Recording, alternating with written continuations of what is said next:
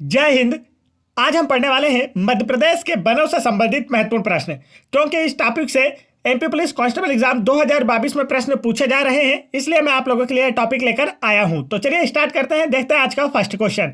आज का first question है, भारत का सर्वाधिक वन आच्छादित राज्य कौन सा है? तो यह question MP police constable exam 2022 में पूछा जा चुका है।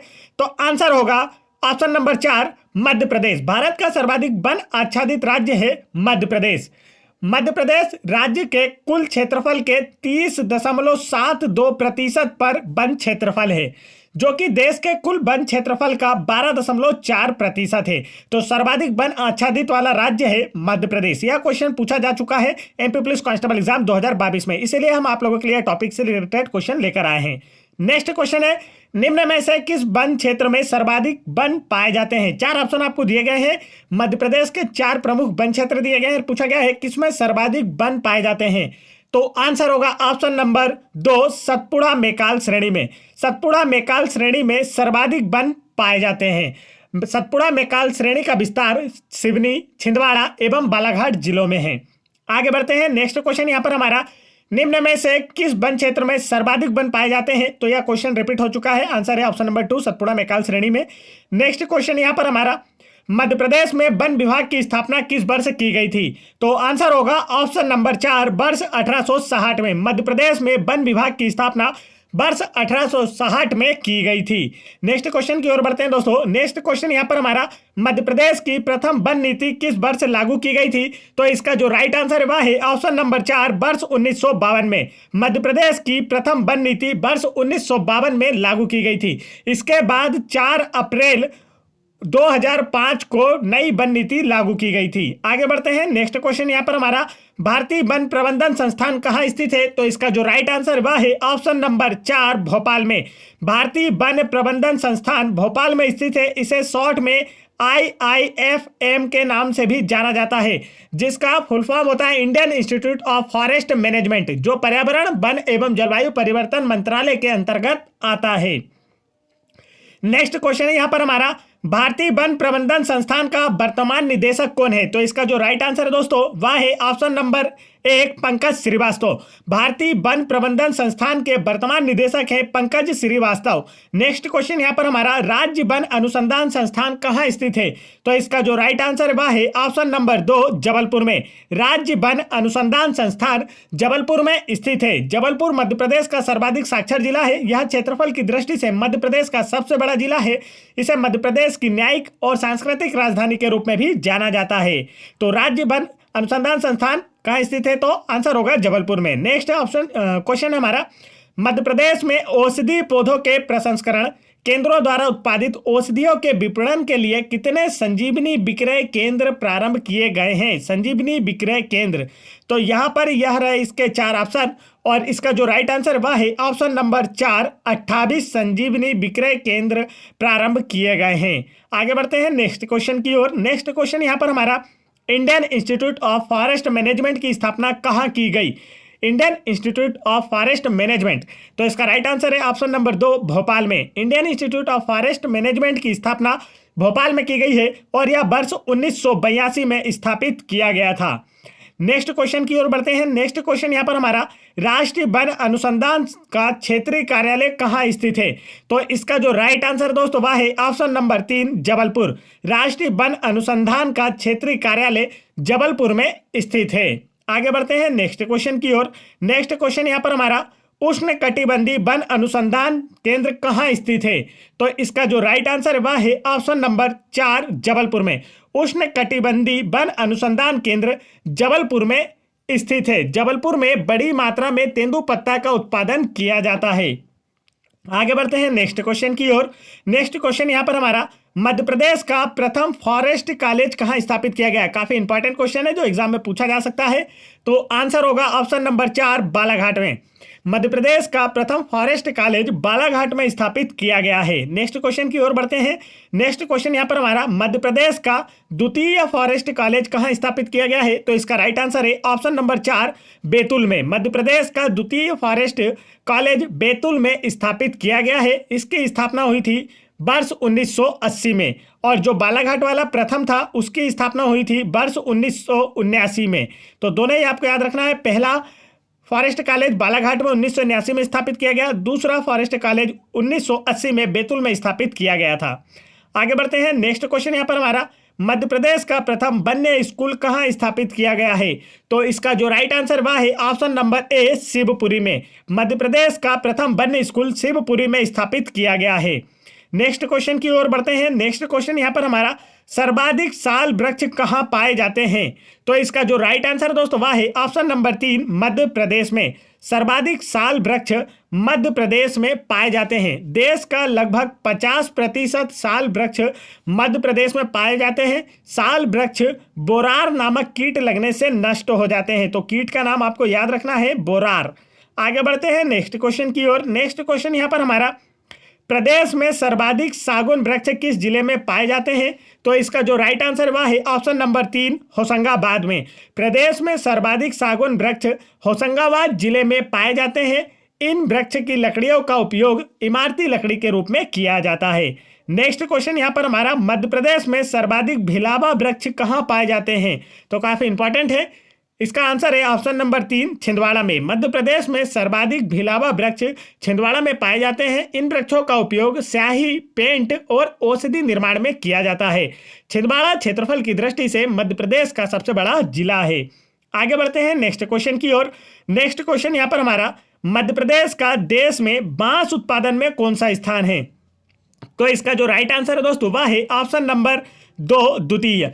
मध्य प्रदेश का देश में बांस उत्पादन में द्वितीय स्थान है।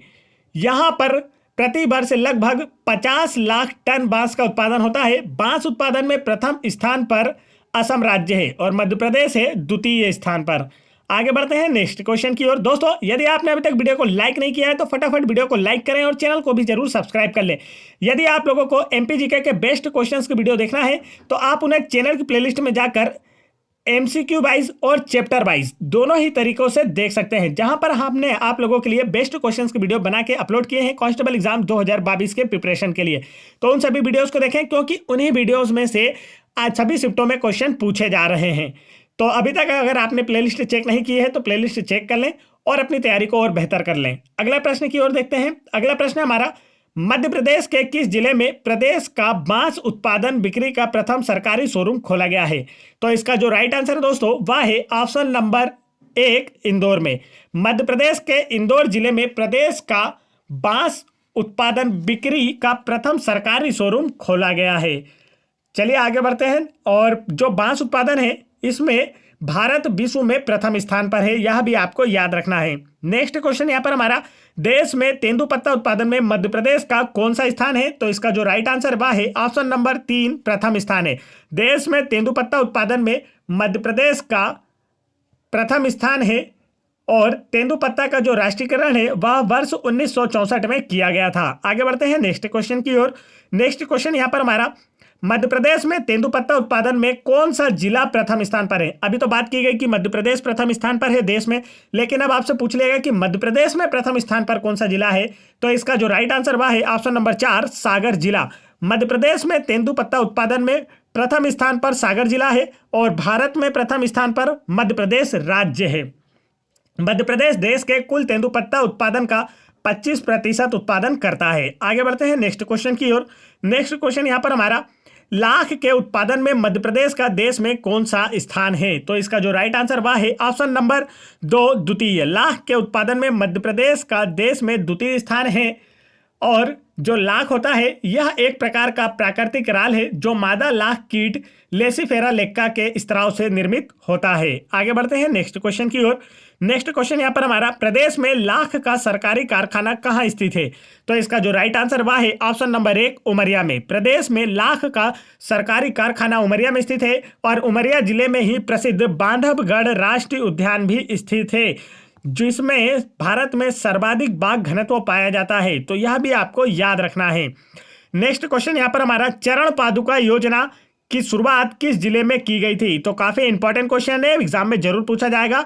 तो इसका जो राइट आंसर है दोस्तों वह है ऑप्शन नंबर 4, सिंगरौली जिले में। चरण पादुका योजना की शुरुआत सिंगरौली जिले में की गई थी। इस योजना के अंतर्गत तेंदुपत्ता संग्राहकों को जूते एवं चप्पल उपलब्ध कराए जा रहे हैं और सिंगरौली जो है इसे मध्य प्रदेश की ऊर्जा राजधानी के रूप में भी जाना जाता है। यह मध्य प्रदेश का सर्वाधिक पूर्वी जिला है। नेक्स्ट क्वेश्चन यहाँ पर हमारा, मध्य प्रदेश के वनों में किसके वृक्ष सर्वाधिक पाए जाते हैं? तो आंसर होगा ऑप्शन नंबर 3, सागौन के वृक्ष सर्वाधिक पाए जाते हैं। सागौन उष्णकटिबंधीय पर्णपाती वन के वृक्ष है। नेक्स्ट क्वेश्चन है, मध्य प्रदेश में सर्वाधिक आरक्षित वन क्षेत्र कौन सा है? तो इसका जो राइट आंसर दोस्तों वह है ऑप्शन नंबर 1, खंडवा वन वृत्त। मध्य प्रदेश में सर्वाधिक आरक्षित वन क्षेत्र खंडवा वन वृत्त में पाया जाता है। खंडवा जिले में प्रसिद्ध पार्श्व गायक किशोर कुमार का समाधि स्थल भी स्थित है। इसके अतिरिक्त खंडवा जिले में नर्मदा नदी पर इंदिरा सागर बांध स्थित है तथा खंडवा जिले के ओमकारेश्वर में ओमकारेश्वर ममलेश्वर ज्योतिर्लिंग भी नर्मदा नदी पर बने मांधाता द्वीप समूह पर स्थित है। आगे बढ़ते हैं नेक्स्ट क्वेश्चन की ओर। नेक्स्ट क्वेश्चन यहाँ पर हमारा, प्रदेश में न्यूनतम आरक्षित वन क्षेत्र किस वन वृत्त में है? तो इसका जो राइट आंसर दोस्तों वह है ऑप्शन नंबर 3, छतरपुर वन वृत्त में। प्रदेश में न्यूनतम आरक्षित वन क्षेत्र छतरपुर वन वृत्त में है। चलिए आगे बढ़ते हैं। हाँ, यहाँ पर आरक्षित वन क्षेत्र की बात की गई है, तो आरक्षित वन क्षेत्र किन्हें कहते हैं मैं आपको बता देता हूँ। आरक्षित वनों में लकड़ियों के एकत्रण तथा मवेशियों को चराने के लिए लोगों का जो प्रवेश होता है वह बिल्कुल वर्जित होता है, उसमें प्रवेश नहीं कर सकते हैं। नेक्स्ट क्वेश्चन है, प्रदेश में सर्वाधिक संरक्षित वन क्षेत्र कौन सा है? तो इसका जो राइट आंसर है दोस्तों वह है ऑप्शन नंबर 4, इंदौर वन वृत्त सर्वाधिक संरक्षित वन क्षेत्र वाला वन वृत्त है। अब संरक्षित वन क्षेत्र कैसे होते हैं? तो संरक्षित वन राज्य सरकार के पूर्णतः नियंत्रण में रहते हैं, परंतु स्थानीय लोगों को ईंधन के लिए लकड़ी एकत्र करने तथा मवेशियों को चराने की अनुमति इसमें होती है और आरक्षित में नहीं होती है।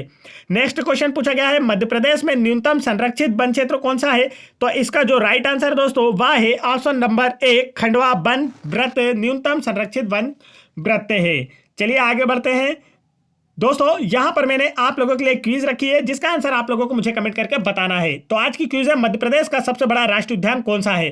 तो यदि आपने हमारा अभ्यारण्य और राष्ट्रीय उद्यान से संबंधित वीडियो देखा होगा तो आप इसका आंसर जरूर कमेंट कर पाएंगे।